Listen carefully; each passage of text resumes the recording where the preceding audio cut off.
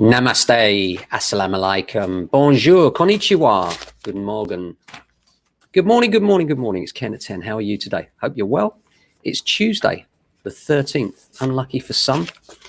And how are things for you today? We're having a good day here. If you haven't been here before, welcome along. This is Ken at 10. We broadcast daily at 10 o'clock, and my name's Ken, hence the name. And we talk about all things property. We're based in Southwest 16, specifically Norbury, which is situated smack bang between Streatham and Croydon. And today, a few things going on. It's RJA Tuesday as well. And the question I'm going to answer today is whether you should let or sell your property. Because we're seeing a lot of people now on our valuations that are saying, I don't know, they can afford to maybe keep their existing property and go elsewhere and carry on with their plans, or should they sell up, forget about renting their property and move on? And it really is a question that depends on a number of things. And I'll come on to that in a moment. But let's get through the property headlines first of all. First of all, every over 50 has been offered a jab already. That is amazing. What an incredible vaccine rollout program. I think we can be incredibly proud of that, especially in the light of the rest of Europe and the rest of the world come to that. Absolutely amazing. It's lovely to see that in conjunction with that, the pubs reopening, people out in the pub gardens yesterday. Well, that's pretty weird with snow and rain and everything else, wasn't it? And today here in Southwest 16, it is bright and blue skies, bright sunshine. It's rather nice, actually. A little bit chilly still, but all good. So property news for today is an article in the Mail saying that the average house price growth in the north outpaces the south. Well, this is hardly surprising when we've seen lots of people yearning for countryside, and there's more of it, isn't there, to the north and the south.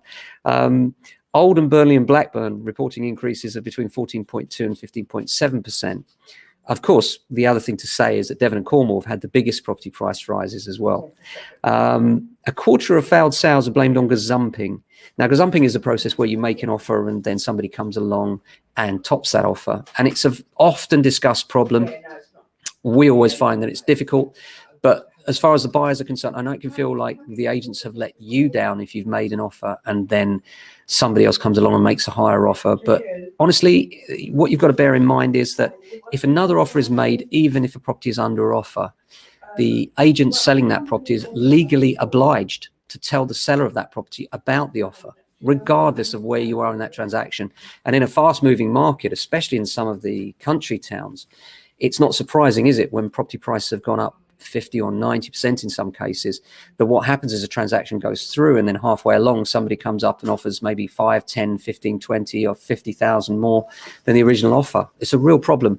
Not a nice thing to be in the middle of, but the way the system is in the UK, there's no way around it. The way the system currently sits, anyone can make an offer on anything, regardless of how far that transaction has progressed. Of course, it does come down to the moral standing of the people involved. Some owners will say, look, I've had a deal with my buyer, I'm going to stick to that. Some will say, look, if it's a few thousand more, I'm not bothered. But at what point does it become an important amount of money to you? That's the question, isn't it? For some, an extra 5,000 could make the difference between a holiday this year and not. For others, an extra 10,000 wouldn't make any difference. So it does depend on the individuals. And of course, there does come a point where the amount of money involved is so significant that there really is a case to say, well, look, with that much money involved, I need to consider this other offer. So, you can see it from both sides. And of course, here in the UK, once you've made an offer, everything is subject to contract. That means either side can pull out at any time, right up until exchange of contracts. Frustrating, but that's the way it is in the UK right now. And that brings me on to something else. People are talking about how technology could perhaps help in the market, because we're seeing delays in things like searches and the general conveyancing. And I think we're going to see a real onslaught of technology helping in these areas, especially with blockchain, that will lead to some solutions along the lines of accessing this information digitally and quickly. And I think that's the next big change for prop tech. And that'll be really interesting to see and can only be helpful, really. Apart from that, cladding ban could lead to mortgage crisis. This is a weird one. An article in the Times said that banning combustible cladding will not necessarily save lives, but will fall a mortgage lending crisis. This is from a Scottish government document last July. Well, for me, I'm sorry, but health and safety has to come first. If there's combustible cladding on a building, that's not acceptable in any respect and should be removed. But there we are. Maybe that's just me. Right. Okay. So what else is going on? Yeah, still busy. Lots of what's good to see, actually, I must say, is the level of tenants registering now. We're starting to see London opening up again.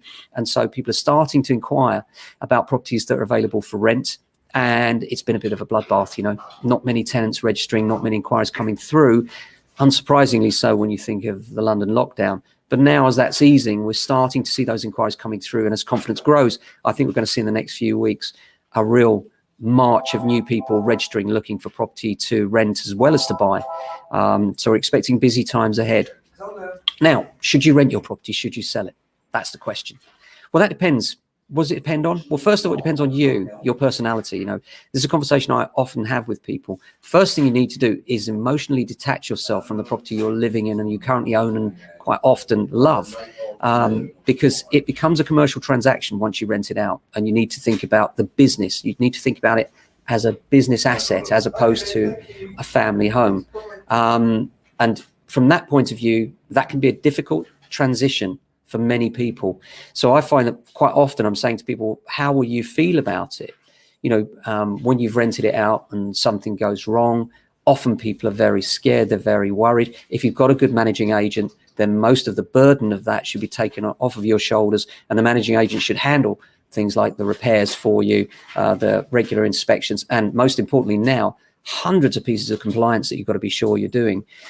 So managing agents, choose one wisely, and there's no reason why you shouldn't rent your property. And in the medium term, in my experience, most people that have done so are very glad to have done so, because rents tend to go only one way, excepting the pandemic, of course.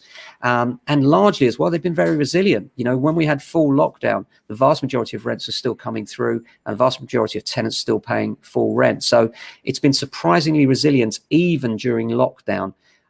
So a really good pension supplement. I think personally that one should have a mix of pension and property in the mix for retirement. And property is a good one because it's a great hedge against inflation as well. Rents tend to go with inflation, and therefore whatever the value of the rent is, you can expect that to increase over time. And always looking backwards, we're looking back and saying, oh, really, is that the rent we achieved 3 years ago? Now it would be X and, not Y. But coming back to the personalities, if you're the kind of person that's going to worry and can't let go and can't, what we call decathect, love that word, to detach yourself emotionally from the property, then perhaps rental isn't for you. But if you are, and you can see the business case for it, and most importantly, that you can arrange the finance that will make it work. We're talking here about a let to buy mortgage mostly. This is not financial advice, I hasten to add, but if you are thinking about renting your property out to buy another one, you probably need to change your mortgage. You'd at least need to get permission from your existing lender that you could rent out your existing property, but probably you require a new mortgage going forward, and that would be what we call letting to buy. That's not buy to let, that's letting to buy. So it sounds the same, but it's actually different. It's different in the sense that what you're doing, you're physically letting the property you currently own and live in, and then you're moving on to buy another one. And that means refinancing the one that you're renting out. And normally that finance is available up to about 75% of its value. So if you need to achieve 100% of its value in order to get what you need for the next rung of the ladder, then it might be that let to buy or letting your own home is not feasible or practical for you. But if you have the equity there and you're able to refinance and still move to where you want to be, then it can be a wise option for your future, your children's future. Some people use it look at it as a school fees thing. Some people look at it for retirement, but it's certainly always a good hedge against inflation. And on that subject, we have Emily Cadmore this week on the podcast. So that'll be released on Friday morning. We're going to be talking mortgages with Emily Cadmore. We're still waiting with bated breath to see what these first-time buyer underwritten mortgages by the government mean. No one has released a mortgage yet under the new government scheme. It was held in great stead that there was going to be this new kind of mortgage that you could get. The government were going to underwrite it, Help to Buy, and we've heard absolutely no lenders come out with schemes as yet, which is most frustrating. Hopefully it will happen before Friday, in which case we'll be discussing specific details. If it hasn't, then we'll be talking about mortgages in the broader context, and hopefully a little bit of jargon busting as well. There's a lot of jargon in property, and we're going to try and get through some of the mortgage jargon for you to try and drill it down to what it all means, because it can be very confusing, we know. So that's it from us today. So if you're thinking of renting your property out, you're not sure whether you should sell or rent it, I would advise first thing to do is get an agent round that can talk to you about both. Here at James Alexander, we've been letting and selling property for over 25 years. And so, we know what the pitfalls are. We know what the good bits are. We know how wrong it can go, how well it can go. And we can tell you honestly what we think is best for you, depending on your particular circumstances. And in fact, had that conversation just yesterday with a lovely young couple. And one has actually decided that they would like to rent and the other would rather sell. So they got a really difficult balance. And I hope I lent some information that will help them make that decision wisely. Apart from that, hope you have a fantastic day. Look after your friends and your family. We'll be back tomorrow with another Ken at 10. Until then, stay safe and well.